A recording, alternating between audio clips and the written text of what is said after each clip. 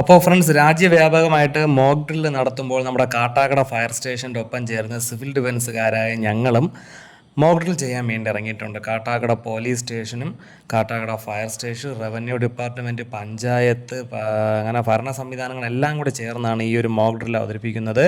അപ്പോൾ ഞാനും വേറൊരു സിവിൽ ഡിഫൻസിലെ അംഗവും കൂടെ കിട്ടിയിരിക്കുന്നത് പറഞ്ഞാൽ ആംബുലൻസിൽ കാഷ്വാലിറ്റി ആയിട്ടുള്ള ആളുകളെ ഹോസ്പിറ്റലിൽ എത്തിക്കുക. അതാണ് നമ്മുടെ ദൗത്യം. അപ്പോൾ കൃത്യം 4 മണിക്ക് തന്നെ മോക്ക് ഡ്രിൽ ആരംഭിച്ചിട്ടുണ്ട്. അപ്പോൾ അതിൻ്റെ സയറിനൊക്കെ മുഴങ്ങി ഒരു പരിപാടി ഒരു സൈഡിൽ കാട്ടാക്കട ബസ് സ്റ്റാൻഡിൽ നടക്കുകയാണ്. അപ്പോൾ നമുക്ക് അവിടെ നിന്ന് അടിയന്തരമായിട്ട് നമ്മൾ അവിടെ നിന്ന് എത്തി ആ ഒരു കാഷ്വാലിറ്റി എങ്ങനെ കൈകാര്യം ചെയ്യുന്നു എന്നതാണ് നമ്മുടെ മോക്ക് ഡ്രില്ലിൻ്റെ ഒരു ഉദ്ദേശം. അപ്പോൾ കാട്ടാക്കടയിലുള്ള ആളുകളെല്ലാം ഞെട്ടിത്തരിച്ച് നമ്മുടെ ഈ വണ്ടികൾ സയറിനൊക്കെ മുഴങ്ങി വരുന്നത് കണ്ട് പേടിച്ച് നിൽക്കുകയാണ്. അവരൊക്കെ അറിഞ്ഞോ അറിഞ്ഞില്ല എന്നുള്ള കാര്യം എന്നല്ല അറിയില്ല.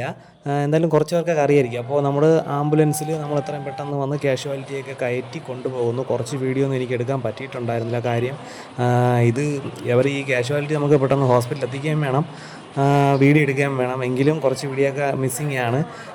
സഹകരിക്കുക. അപ്പോൾ കാഷ്വാലിറ്റി ഇതെല്ലാം അഭിനയിക്കുന്നതാണ്, മോക്ക് ഡ്രില്ലിൻ്റെ ഭാഗമായിട്ട് അഭിനയിക്കുകയാണ്. അപ്പോൾ അവിടെ കണ്ടുനിന്ന് ഒരുപാട് പേര് പേടിച്ചു ഇത് ഒറിജിനലാണോ എന്ന്.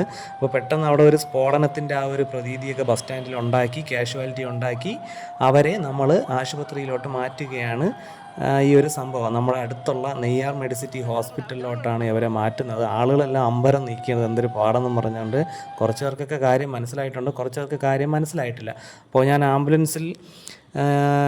എൻ്റെ ആംബുലൻസിലും ഒരു കാഷ്വാലിറ്റി നമുക്ക് രോഗിയെ കിട്ടിയിട്ടുണ്ട്. രോഗിയല്ല, ആ ഒരു അപകടം പറ്റിയ ഒരാളെ കിട്ടി നേരെ നെയ്യാർ മെഡിസിറ്റിയിലോട്ട് കൊണ്ടുവന്ന് അവിടെ നമ്മൾ അഡ്മിറ്റ് ആക്കുന്നത് വരെയാണ്. അവിടുത്തെ അങ്ങനെ ബാക്കി കാര്യങ്ങൾ ഹോസ്പിറ്റലായിരുന്നു നോക്കിക്കോളും. അതുവരെ എങ്ങനത്തെ ഒരു സെറ്റപ്പായിരുന്നു നമ്മുടെ മോക്ക് ഡ്രില്ല്. അപ്പോൾ വളരെ അടിപൊളിയായിട്ട് നമുക്ക് ചെയ്യാൻ പറ്റി. പെട്ടെന്നൊരു അടിയന്തരാവസ്ഥ ഉണ്ടാവുകയാണെങ്കിൽ, യുദ്ധമാണെങ്കിലോ അല്ലെങ്കിലോ ഏത് മേഖലയിലായിരുന്നാലും ഒരു അടിയന്തരാവസ്ഥ പെട്ടെന്ന് ഉണ്ടാവുകയാണെങ്കിൽ നമ്മൾ എങ്ങനെ പ്രവർത്തിക്കണം എന്നതിനുള്ള ഒരു ഭയങ്കര എനർജറ്റിക്കായിട്ട് നമുക്കത് ചെയ്യാൻ പറ്റി എന്നുള്ളതാണ്. അപ്പോൾ കേരളത്തിൽ നിന്ന് എറണാകുളവും തിരുവനന്തപുരവും മാത്രമാണ് ഇതിന് തിരഞ്ഞെടുത്തിട്ടുള്ളത് മോക്ക് ഡ്രില്ലിന് വേണ്ടി. വേറെ എവിടെയെങ്കിലും നടത്തണമെന്ന് അറിയില്ല. ഈ 2 ജില്ലകളിൽ നടത്താൻ വേണ്ടിയാണുള്ള അറിയിപ്പ് കിട്ടിയത്. അപ്പോൾ നമ്മൾ എന്തായാലും ഇവിടെയുള്ള മൊത്തത്തിലുള്ള പോലീസുകാർ, DYSP, അങ്ങനെ ആ ഒരു റാങ്കിൽ താഴോട്ടുള്ള SI, CA, SP എല്ലാവരും കൂടെ ഒക്കെ ആയിട്ട് നല്ല അടിപൊളിയായിട്ട് നമ്മൾ സിവിൽ ഡിഫൻസിലെ കണ്ടില്ല, ഇതാണ് നമ്മുടെ സിവിൽ ഡിഫൻസിൻ്റെ ടീം. എല്ലാവരും കൂടെ ചേർന്ന് നല്ല അടിപൊളിയായിട്ട് നടത്തി.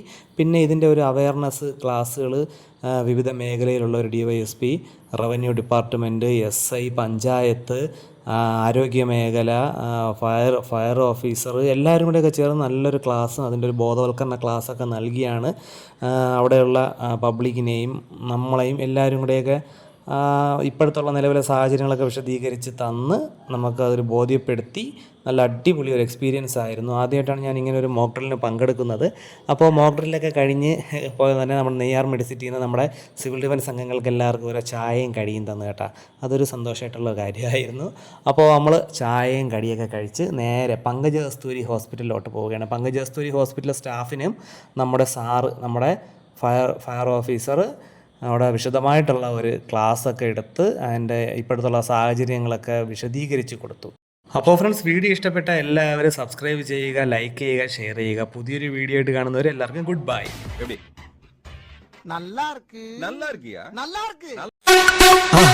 மறக்காம சர்ப்ரைஸ் பண்ணுங்க. தேங்க்யூ.